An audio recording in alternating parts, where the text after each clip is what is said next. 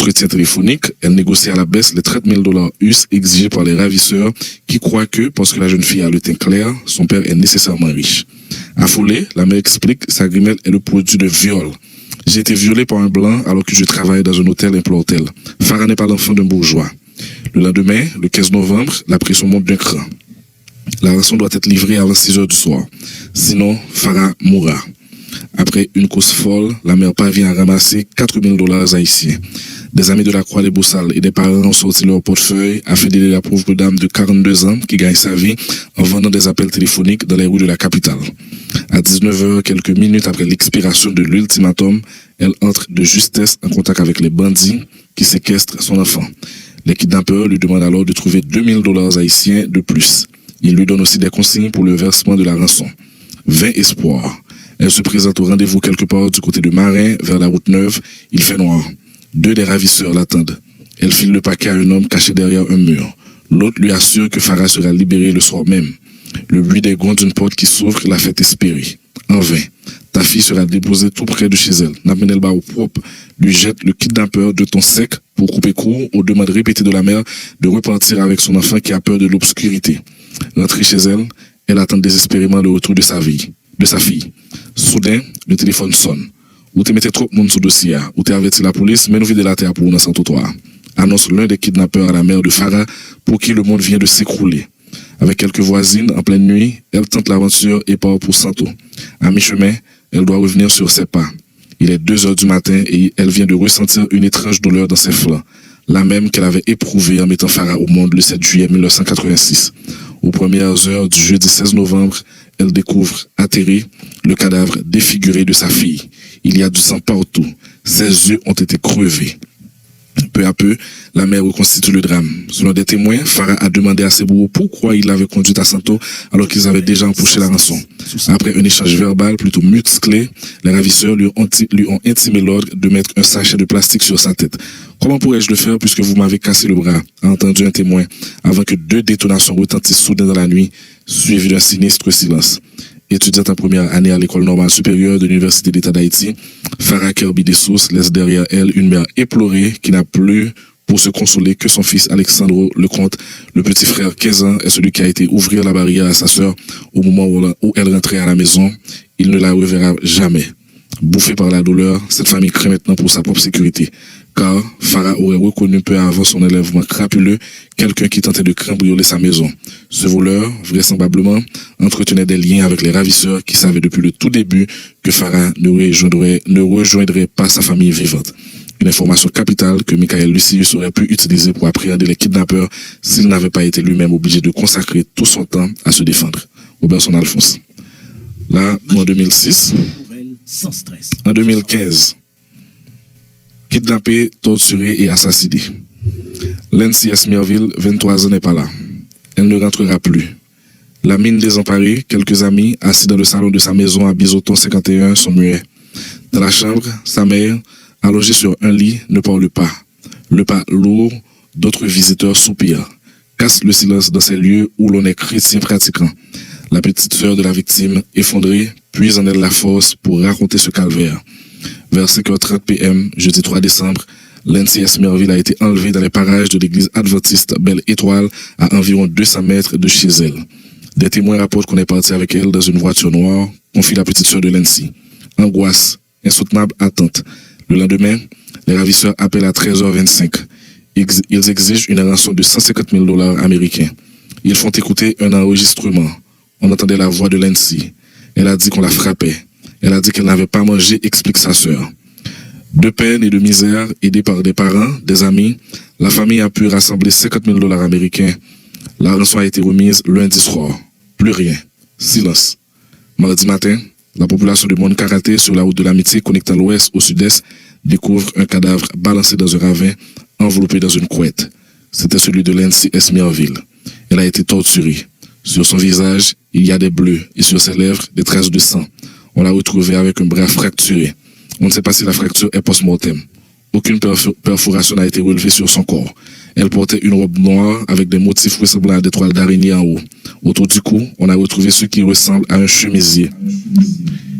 Il était noué comme s'il servait à la fois de bâillon et de bandage pour les yeux de la jeune femme étudiante en agronomie à l'université Quisqueya, membre du comité de jeunesse dans son église, animatrice de l'école du dimanche à la MEBSH. Sa petite sœur l'a décrit comme une fille sensible, amicale, qui aimait tout le monde. Elle était aimable, sage, dynamique, confie Jonas Lawrence, journaliste, meneur de la petite chorale des Cœurs Unis de l'église baptiste de Couplage de la MEBSH. Il a vu grandir Nancy qu'il considère comme sa fille. On priait pour sa libération, soupire Jonas Lawrence. Comme un pied de nez, un ultime acte de résistance face à la cruauté des kidnappeurs assassins qui ont tué et torturé Nancy. Patricia Camillien, directrice des affaires étudiantes de l'université Quisqueya, où étaient les instants de vie. Le feu sacré qui brûlait de cette jeune femme. Lassa Aimi, dont je veux me rappeler, est une jeune femme remarquable, aimable et souriante qui est venue à la DAE par un beau jour de septembre proposer des services bénévoles et qui nous a tous marqués par sa joie de vivre, son goût poussé de la mode, sa créativité, sa gentillesse et sa grandeur d'âme. Confie Patricia Camillien sur son blog. La Saïmi dont je veux me rappeler est une jeune femme radieuse qui, il y a 3 semaines, est passée nous faire ses adieux parce qu'elle devait partir aujourd'hui, 9 décembre, continuer ses études au Canada. Une belle et brillante jeune femme à qui je disais alors qu'elle et sa contagieuse folie nous manqueraient. Témoigne Patricia Camillien. Cette énième victime de l'insécurité de la capitale, ce n'est pas elle. Cette photo qui a déjà commencé à faire le tour des réseaux sociaux n'a rien à voir avec elle. Notre Saïmi célébrait régulièrement avec des statues qui nous faisaient souvent sourire sa similitude. C'est ainsi qu'elle aurait voulu que nous nous rappelions d'elle. C'est ainsi que nous nous rappelons d'elle. Appelle-t-elle en souvenir de cette jeune femme qui adorait aussi se faire prendre en photo, les yeux grands ouverts et ce sourire qui distille un bonheur contagieux. Sur la toile, il y a une avalanche de commentaires exprimant peine, consternation et colère. La date des funérailles n'était pas encore connue. C'est en 2015 et en 2020. 2020. C'est ça. Vous voulez me lire en 2020? Tu peux lire? Magique. Tu veux lire? Toute nouvelle, sans sous 100.9. Vous mettez les. Evelyne Sincère, kidnappée, torturée, assassinée et abandonnée dans une décharge à ordures. Aux premières heures de la matinée du dimanche 1er novembre 2020, la famille d'Evelyne Sincère, 22 ans, a reçu un appel ayant eu l'effet d'un tremblement de terre. Au téléphone, le ravisseur, 4 jours après le kidnapping d'Evelyne, jeudi 29 octobre, au dernier jour des examens de la philo et après d'âpres négociations pour sa libération, a indiqué le lieu où le cadavre a été balancé. C'est à Delma 24, dans une décharge qu'Evelyne Sincère, presque nue, a été retrouvée par sa sœur Inette Sincère et le juge de paix suppléant de Delma, Jean-Flory Raymond. Elle a été battue à mort, a confié au journal le nouvelliste, le juge de paix. Particulièrement troublé, le magistrat souligne avoir relevé des ecchymoses au niveau du bras gauche, du dos, des fesses de la jeune fille. Elle a été battue au niveau de la plante de son pied droit. Son vagin était enflé, a poursuivi Jean-Flory Raymond, qui n'écarte pas l'hypothèse des viols à répétition d'Evelyne Sincère. Sur les lieux, la sœur de la victime, Inette Sincère, dévastée, fait le récit de ses conversations avec les kidnappeurs qui ont exigé $100,000 avant d'accepter 15,000. Il a appelé pour dire qu'il n'attendrait pas lundi parce qu'il n'y a pas de place, a expliqué Inette Sincère, qui n'en finit pas de répéter à des journalistes qu'elle avait intercédé, demandé grâce pour sa seule petite sœur, sa princesse. J'ai demandé grâce et indiqué que j'apporterai l'argent après avoir fait des pirouettes, a expliqué Inette Sincère. Elle est revenue sur cette dernière conversation avec sa sœur. Elle l'avait rassuré qu'elle ferait tout pour rassembler l'argent. On me dit qu'elle a été chez un partenaire qui l'a saoulé, a confié Inette dans une vidéo devenue virale sur la toile. Evelyne Sincère, 22 ans, grands yeux noirs, lèvres charnues, est une autre belle jeune femme ayant connu une fin tragique. Bon, et le reste, ce sont les rappels de Robertson par rapport à deux premiers articles de lieu. À propos là, au retour, nous allons parler avec, nous avons toujours été sous phénomène de sécurité, nous allons parler avec le responsable organisation de droit monde pour le dire ça le passé. Nous allons tout à l'heure. Vous qui et la caillou et bon mon yo et qui est vraiment triste, mais nous allons mettre tout à des déclarations à chaud que Grande Sœur a été fait hier dans Bico et plusieurs confrères journalistes lesquels t'as découvert et cadavre dans Delma 24. Donc il t'a expliqué et comment il était quand même négocié avec famille avec bandits, mais malheureusement ouais, c'est ça qui arrivait. Donc nous allons permettre tout à l'heure et en attendant que Dominicain permette que la technique reprend, nous allons permettre tout à l'heure déclaration grande sœur victime mais après ça.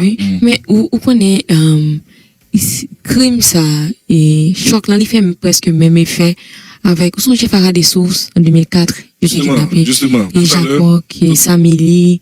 Et vraiment pas qu'être jeune fille que vraiment qu'on qui bord dossier hier qu'on est. OK. Et Robertson Alphonse qui écrit pour le journal là depuis plusieurs années.